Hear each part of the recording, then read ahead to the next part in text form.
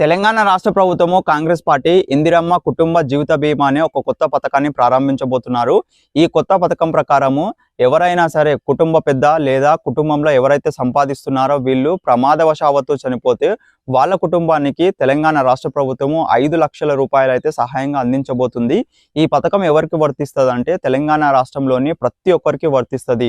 పేదవారు కానీ, ధనికులు కానీ, మధ్యతరగతి వాళ్ళు కానీ ఎలాంటి సామాజిక అంతరాయాలు లేకుండా ప్రతి ఒక్కరికి కూడా ఈ పథకం అనేది వర్తిస్తుంది. ఒకవేళ కుటుంబంలోని మెయిన్ బ్రెడ్ విన్నర్ ఎవరైతే ఉంటారో వాళ్ళు ప్రమాదవశాత్తు చనిపోతే రాష్ట్ర ప్రభుత్వం 5 లక్షల రూపాయలు అయితే వాళ్ళ కుటుంబానికి అయితే అందిస్తుంది.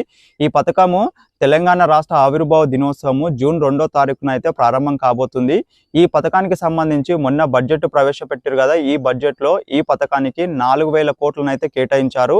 ఈ పథకం అనేది ఒకవేళ అమలు కానీ అయితే రైతు బీమా పథకం ఏదైతే ఉందో ఈ రైతు బీమా పథకము రద్దు అయ్యే అవకాశం అయితే ఉంది.